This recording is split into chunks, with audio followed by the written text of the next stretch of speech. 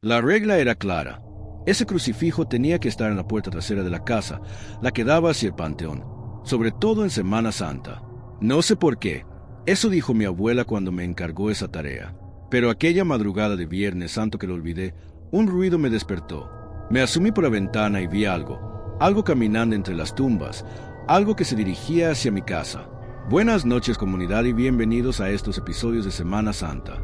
No sé si les voy a encontrar de vacaciones, descansando, simplemente trabajando, chameándole como siempre, pero espero que estén de mejor humor para escucharnos. Y si no, si pasan por un momento difícil, gracias por dejarnos estar ahí y acompañarlos para pasarlo todos juntos. Las siguientes historias suceden en días como estos, en Semana Santa, y es que son tiempos muy espirituales, donde todo está muy cerca, muy cerca. Hasta yo tengo historias de Semana Santa que muy pronto les voy a contar. Pero ahora es momento de continuar. No hay que perder el tiempo, porque nos esperan grandes historias esta noche. Así que espero que estén listas, porque ya comienzan los siguientes relatos de la noche. Hola, comunidad.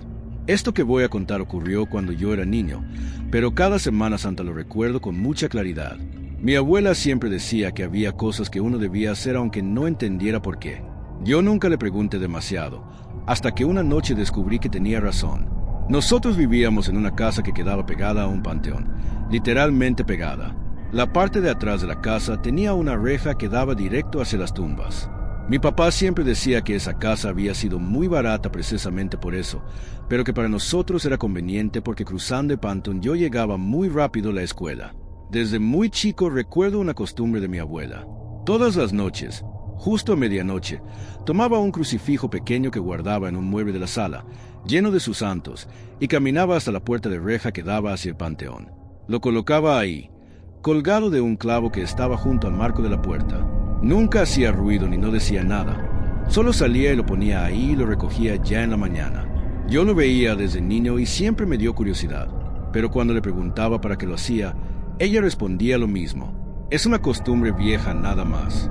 Eso y nunca explicó más.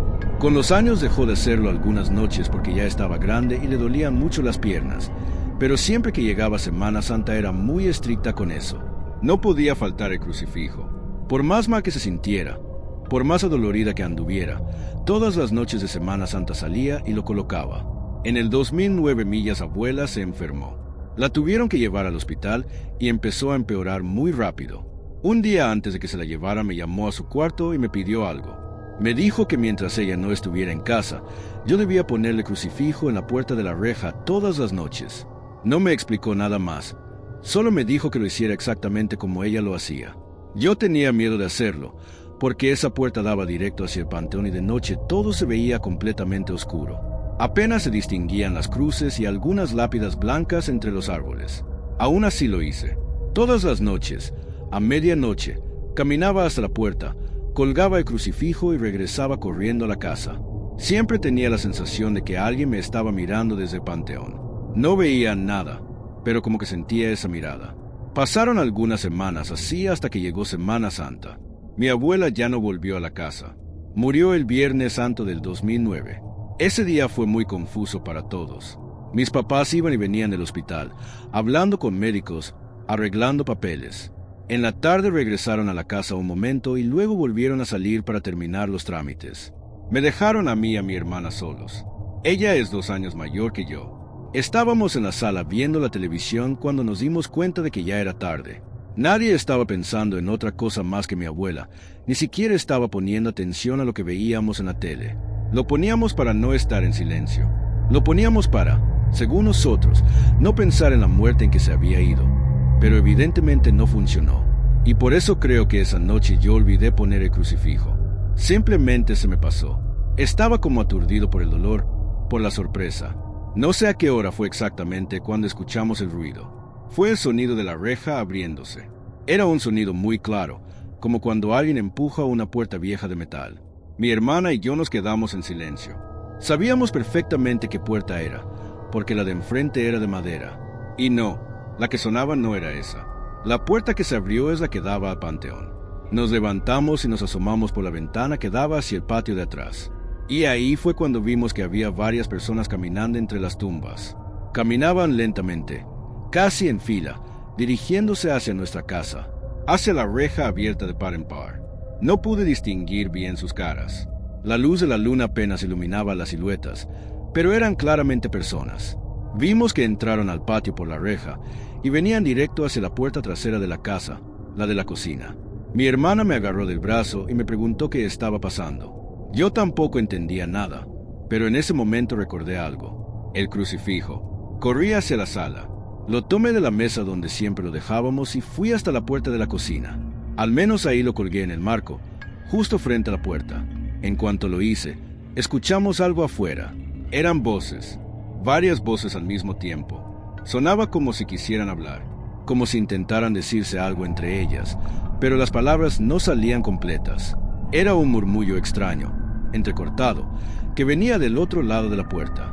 Mi hermana empezó a llorar y nos quedamos ahí, sin movernos. Las voces siguieron durante un rato. No sé cuánto tiempo pasó exactamente, pero recuerdo haber visto el reloj de la cocina cuando finalmente se callaron. Las 3 de la mañana. Después de eso no volvimos a escuchar nada. Un rato más tarde llegaron mis papás. Les contamos todo lo que había pasado, pero no nos creyeron. Pensaron que habíamos imaginado cosas por el miedo o por todo lo que estaba pasando con mi abuela. Cuando mi papá fue a revisar el patio, vio algo que sí le llamó la atención. La puerta de reja que daba hacia el panteón estaba abierta. Después de esa noche nunca volvimos a hablar mucho del tema, pero yo seguía haciendo lo que mi abuela me pidió, y nunca nadie me lo impidió o me preguntó por qué. Durante los 5 años que vivimos todavía en esa casa, todas las noches a la medianoche colgaba el crucifijo en la puerta. Nunca volvió a olvidar hacerlo. Y aunque tampoco nunca volvimos a ver algo como aquella noche, todavía comunidad Relatos de la Noche, cada Semana Santa, cuando llega la madrugada, todavía recuerdo muy bien lo que vi caminando entre las tumbas. Hola Relatos de la Noche. Antes que nada quiero decir que soy un gran fan del canal. Muchas veces escucho las historias mientras tejo o dibujo y nunca pensé que algún día enviaría una experiencia propia. Yo tenía 16 años cuando pasó. Soy de un pueblo pequeño en Colombia que mucha gente dice es un pueblo de brujas. Hace mucho tiempo, según cuentan los mayores, aquí hubo un aquelarre, algo real que la gente vio y desde entonces los pobladores son muy supersticiosos. Dicen que en ciertas fechas, sobre todo en Semana Santa, hay que tener cuidado porque pueden pasar cosas extrañas. Había gente en el pueblo que decía que había que protegernos por si el diablo decidía aparecerse en nuestras casas. La noche del Jueves Santo estaba acostada en mi cama, sola en casa, enviándome mensajes con un amigo. Todo estaba en silencio cuando de pronto empezaron a golpear la puerta principal de la casa. Golpes fuertes. Al principio pensé que era mi hermano. En esa época él salía mucho a tomar y a veces olvidaba llevarse la llave, así que cuando regresaba a tocar la puerta para que alguien la abriera, le escribí a mi amigo que me esperara un momento, que iba a abrirle a mi hermano. Salí de mi cuarto y crucé la sala sin encender la luz. La casa estaba muy oscura, pero a uno no le da miedo a la oscuridad cuando se siente a salvo en casa. Antes de abrir la puerta me asomé por la ventana para asegurarme de que si fuera mi hermano, pero afuera no había nadie. Me quedé mirándose afuera unos segundos. La calle estaba completamente vacía.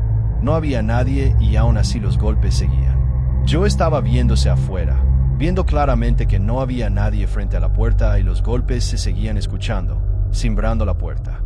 Y cada vez eran más fuertes, más violentos. Ya no parecía que alguien estuviera tocando con los nudillos. Sonaba más bien como si estuvieran pateando la puerta desde afuera. Sentí como el miedo me paralizaba. Me quedé ahí sin saber qué hacer. Entonces reaccioné. Con el pie golpeé la puerta desde adentro y grité lo primero que se me ocurrió. «¡Lárgate, maldito!». Dije algunos insultos más y corrí de vuelta a mi habitación. Cerré la puerta, me metí bajo las sábanas y me puse a llorar del miedo mientras escuchaba cómo seguían golpeando la puerta de la casa. No recuerdo a qué hora me ganó el cansancio y me dormí, pero ya casi amanecía. A la mañana siguiente mi mamá me vio muy cansada. Tenía los ojos pesados y la cara pálida, así que me preguntó qué me pasaba. Le conté todo lo que había vivido. Ella me miró con una expresión muy seria que todavía hoy recuerdo y me dijo algo que no esperaba.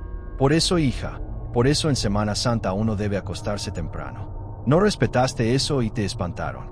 Hoy duérmete temprano y verás que no pasa nada».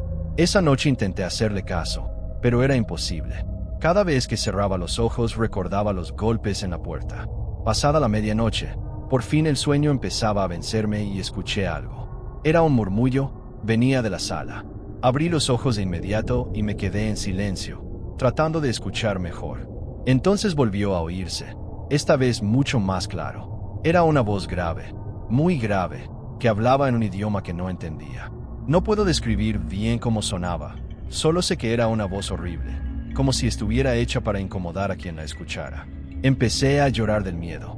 La voz seguía hablando en la sala, a pocos metros de la habitación. Y entonces ocurrió otra vez. Los golpes en la puerta, la misma fuerza, el mismo sonido de la noche anterior. La voz en la sala y los golpes en la puerta al mismo tiempo me provocaron un terror que no sé explicar. No sé cuánto tiempo pasó. En algún momento todo se detuvo. La voz se cayó. La puerta dejó de sonar. Yo no me moví de la cama. Esperé hasta que amaneciera y escuché a mi familia levantarse para salir de la habitación. Cuando mi mamá me vio esa mañana estaba peor que el día anterior. Me abrazó de inmediato. Nunca voy a olvidar lo cálido que se sentía ese abrazo después de la noche que había pasado.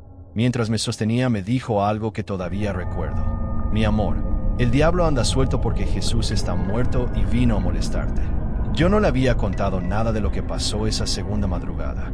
No dije nada, solo la abracé y me puse a llorar otra vez. Durante las noches siguientes dormí con ella. No regresé a mi habitación hasta que terminó la Pascua. Incluso durmiendo a su lado me costaba estar tranquila. A veces soñaba que caía en un pozo o que alguien me arrastraba hacia un bosque oscuro. Una figura negra, alta y muy fuerte. Y en esos sueños siempre volvía a escuchar aquella voz. La misma voz que habló en la sala aquella madrugada de Viernes Santo. Mi querida comunidad, mi amada comunidad, gracias por seguir escuchando. Cuéntenos en los comentarios si en estos días van a tener la oportunidad de salir, de viajar, a dónde van a ir, si van a tomar carretera. Y si no, ojalá que al menos tengan oportunidad de descansar, aunque sea un poquito. Yo sé que hay mucha gente católica en nuestra audiencia y es un tiempo de reflexión muy importante y de hecho puede aprovecharse para todos. Alguna vez una persona muy sabia me dijo que lo que para muchos es Dios, esa figura en la que creemos, para otros es el universo, es la tierra, es el amor, es el tener un sentido en la vida, una certeza de que lo que vivimos, lo bueno y lo malo, tiene una razón de ser.